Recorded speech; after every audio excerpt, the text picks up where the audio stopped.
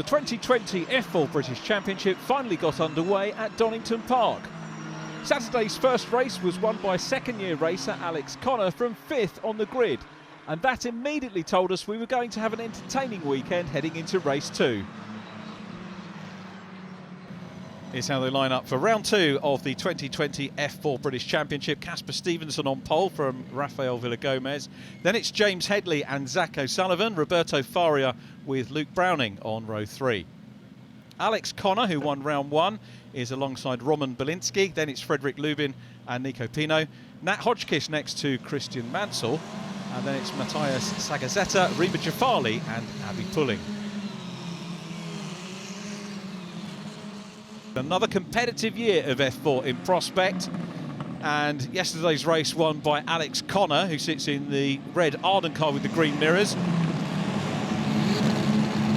for the lights to go on. Everybody in good order for our second race of the weekend. The lights go on. And away we go for our second F4 race. Some real jostling going on between the two Fortec runners. The number 7 car coming out wide is Roberto Faria. It's a great start though from Casper Stevenson in pole position. Stevenson gets away well. Zach O'Sullivan has got up in the blue Carlin car up into 3rd place. Carlin not delivering, I don't think, the results they wanted yesterday. But it's Stevenson from the rookie Villagomez at the moment, and Villagomez has a look but can't do anything as they come down through the crane and curves into the old hairpin for the first time. Good battle on for 4th position. Roberto Faria, who was on the podium yesterday, getting stuck in. We've got James Headley there, the silver JHR car with the green mirrors as well. Having a go, Villagomez looks on the inside line, but Casper Stevenson was really taking a wide line as they went through McLean's that time too. Just as they come up on the climb into Coppice, we've got somebody off who's lost a wing.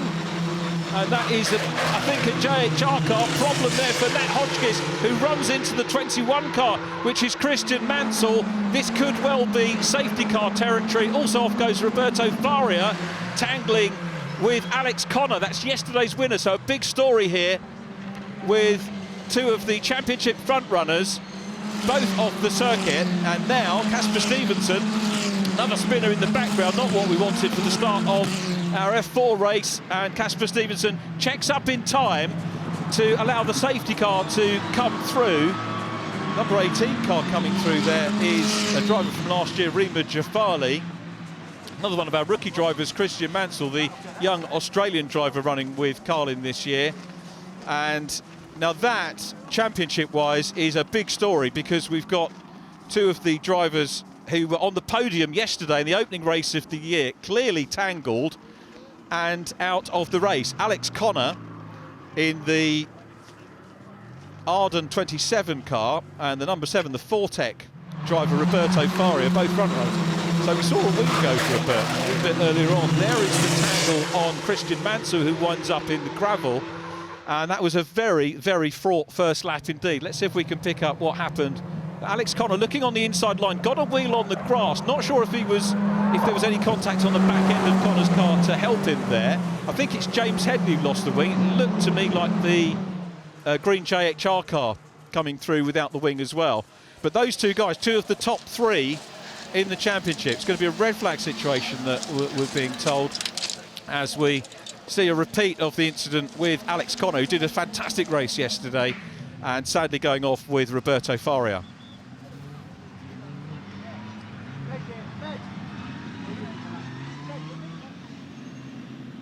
Take 2 for round 2 of the 2020 F4 British Championship here at the season opener at Donington Park. And after a relatively event-free race yesterday, you can see now a number of gaps on the grid with the 3 cars we've lost, James Headley, Roberto Faria and Alex Connor, yesterday's race winner. But we're getting ready for the start of this one again. Probably good news for Casper Stevenson. He's had a practice start already, gets away, I think, more assuredly second time around. Good start from him. Villagomez in second place. Zach O'Sullivan is challenging for 3rd place on the inside line of Luke Browning. So the two ex-junior racers side by side. Luke Browning to the outside line, challenging for podium position, and makes it on the outside line of the Carlin car. So Luke, of course, second-year driver, so it's Fortec 2 and 3 at the moment. But Casper Stevenson, the new team, Argenti, is out front. Organisers have looked at it and really come in line with other championships. and said now as O'Sullivan goes through on the inside line, Villagomez left the door open and Zach O'Sullivan is going to come through the Carlin car. Carlin back on the podium potentially, and up into second place goes Zach O'Sullivan in the 51.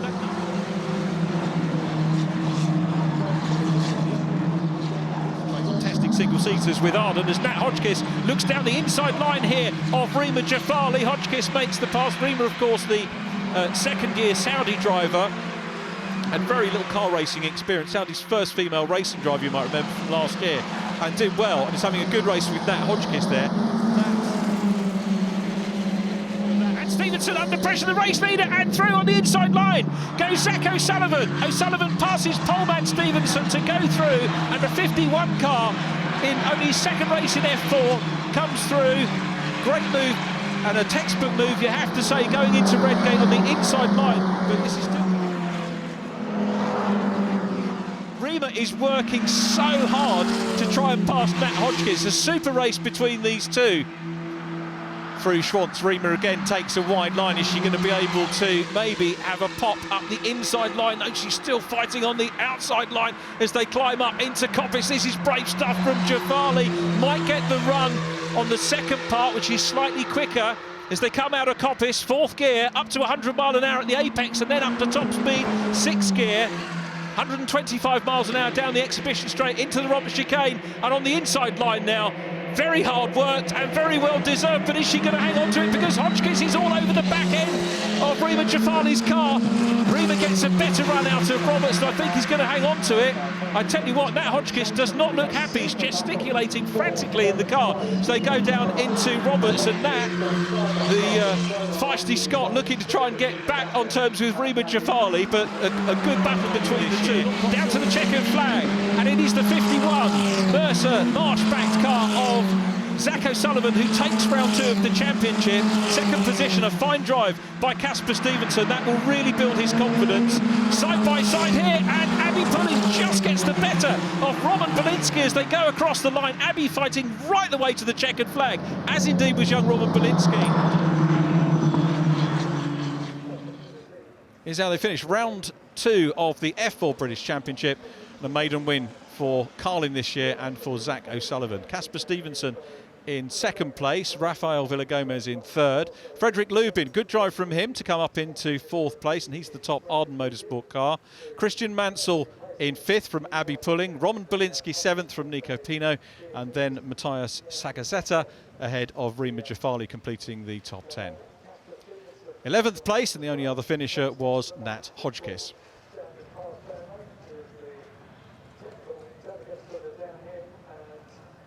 Well, congratulations, Zach. A maiden win in the British F4 Championship. You actually won it a lap earlier than you clearly thought you had, though. What was happening there? Yeah, I came around the last lap board the lap before, and I think they forgot to throw the checkered flag for me and Casper in P2. So I didn't want to take any risks and did the extra lap until I saw the checkered flag. But a really good result from you, and from P4 on the grid as well. Just talk us through those overtaking manoeuvres that you had to pull to get into the lead. Yeah, exactly. So I actually lost a bit of ground off the start, and Luke got past me. Then he made a mistake, and then I had a bit of clear track in front of me. And I should make quite a late move on Rafa to get past him, and then in the end, Casper didn't put on much of a fight. So yeah, it was all good apart from that. This, though, the grid for round 3 of the championship. Roberto Faria and James Headley on the front row. Luke Browning with Zach O'Sullivan on row 2. And then it's Casper Stevenson with Abby Pulling on the third row. Fourth row, 2 of our rookies, Matthias Sagazeta and Christian Mansell. They're followed by Alex Connor and Frederick Lubin. Rafael Villagomez next to Nat Hodgkiss. And completing the grid, Nico Pino, Rima Jafali and Roman Belinsky. It could well be the case here that we'll get a third different winner from 3 races here, but Zach O'Sullivan in with the best chance of a double, and he's starting on the inside of row 3 of the Carlin 51 car.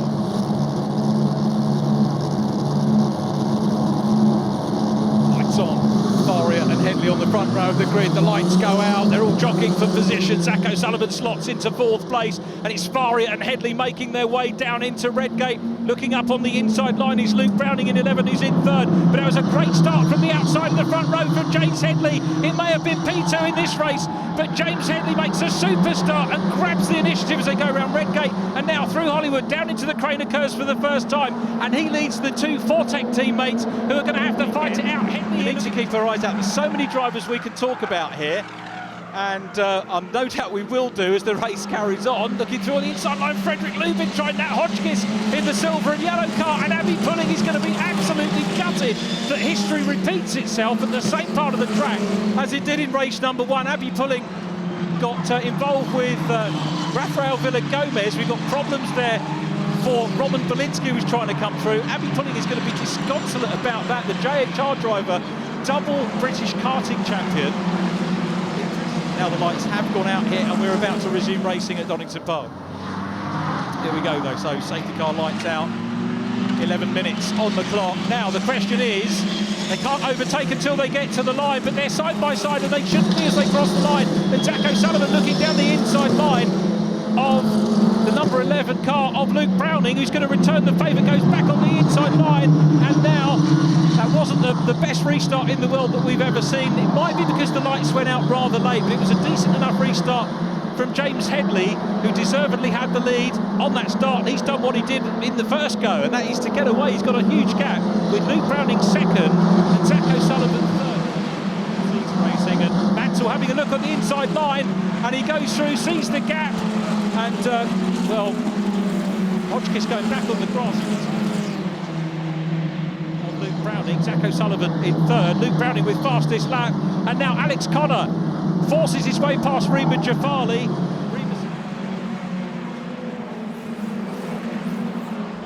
Pino sees a gap on the inside line. I think Roman's going to cede that now. Pino down the inside line as they come down the straight in towards the chicane. Roman surely has got to cede that rather than maybe try the outside line and maybe just build up the momentum again.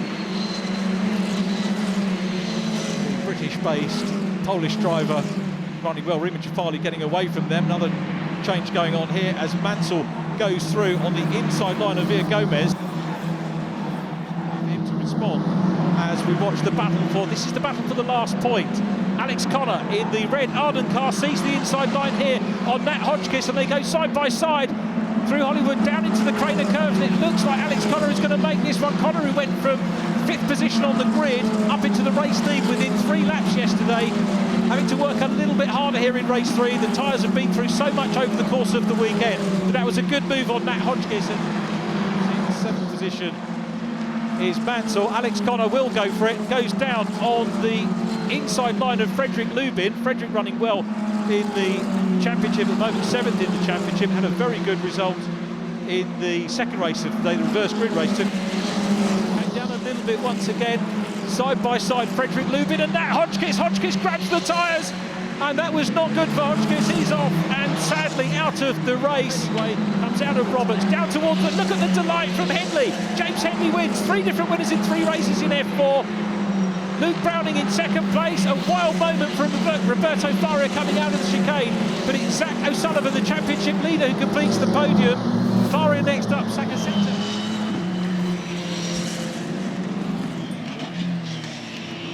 James Headley, the winner from Luke Browning, and Zach O'Sullivan in third. Roberto Faria takes 4th place from Matthias Sakaseta. Casper Stevenson in 6th. Christian Mansell 7th from Alex Connor. Rafael Villa-Gomez in 9th place. And the points finishers completed by Frederick Lubin.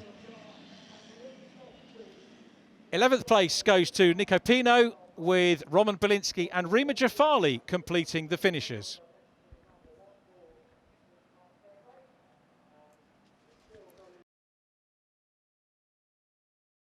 Possibly our best celebration of the day so far. And James, I think, is down there. James, hopefully you can hear me. And there was a lot of emotion in that celebration. It's been a tough weekend so far. Yeah, you know, it has been a tough weekend. It looks like it was going to go really well. We qualified on pole, and it just went downhill from there. And I think it's how you bounce back is the most important thing. And, you know, getting the win at the end of the weekend is just the dream, really. So big thank you to the guys at JHL. Tell us about the start you made, which was a real flyer. Yeah, I made a fantastic start, kind of like a repeat of what I did here in Jeanette Juniors last year. Started second, got my way up to first, and then got a good safety car restart as well. So It's been a swift and effective transition from Jeanette Juniors. What are the contrasts that you're coming to terms with? I think the main thing is time management. I saw Luke catch me at the end. I think he had a bit more fresher tyres. But yeah, just really that. Were tyres the key to the start you made today? It definitely would have helped. Obviously, because of my DNF last race, I had a fresh set of tyres, more fresher than most people. So yeah, that definitely played in my hands. And how are the team and yourself coping with the logistics of the schedule that lies ahead over the next 3 months? It's race, isn't it? Yeah, I think that's it. You know, we've got the momentum now. Just keep the momentum going and hope for the best. Okay, well done today, James, and hopefully if you move aside we can bring in Luke Browning, who put you under a little bit of pressure towards the end, and hopefully you can hear us all as another jet takes over. We're right under the flight path from East Midlands Airport. Luke, well done, mate, and second place. Sum up the weekend. It's a good one. Yeah, it was not too bad of a weekend, to be fair. You know, we had a good race one, but race two we really should have just collected the points. Unfortunately, I made a mistake down at Old Heb, and which really cost us the Championship league coming out of it. But other than that, you know, that last race, it is what it is. I think that was, you know, sort of the odds stacked together to be there. The safety car lights didn't go out, and I think it caught everyone off guard. You probably see on the camera. But yeah, it just sort of is what it is. I mean, you know, racing's racing, and sometimes you get unlucky and sometimes you get very lucky. But the fastest laps you're producing, an indication that win isn't far away. Yeah, precisely. I mean, we've done it before. It's just a shame I didn't get the opportunity there. Tell us about the closing stages. You were reeling him in to a certain extent. Another couple of laps, could it have been a slightly different story? Yeah, for sure. I mean, it was just so unlucky. I must have been like maybe 3 or 4 seconds that he had on me, and then I brought it down to maybe 1 or 2 or so. So it's, you know, I definitely think we could have led that. But you know, brilliant job to James. He managed the race well, and yeah, it is what it is. Well done, good weekend, and we'll see you at Brands Hatch. And I think Zach O'Sullivan hopefully is there as well, 3rd place, and a race winner also this weekend. As I say, 3 different race winners during the course of this opening weekend of British F4. Well done, Zach, and sum up the race today and also the weekend in general. Yeah, the race today wasn't ideal. We used up our tyres in race 2, and obviously it worked out because we got the win. But yeah, overall, it's been a great weekend, a good start to the championship. My first weekend in single-seaters. We made a point about 3 different winners on the opening weekend. What does that tell you about the competitive and the wide-open nature of this championship battle? Yeah, I think it's brilliant. As we saw in qualifying, the top 5 are separated by less than 2 tenths. So it's going to be really close all year. I'm really looking forward to see what the season brings. It's going to be flat out. We were just saying about the schedule that everyone is on, from the touring cars to all the support race categories. What kind of support are you getting in managing the logistics of it all? Obviously, the team are doing a great job. They're helping us around a bit, move everything across. But yeah, apart from that, we just got to make sure, obviously, we're in the right place at the right time. And I guess if you need to pick yourself up if it's going wrong, and if it's going well, then the back-to-back weekend should help you along. Well done this weekend.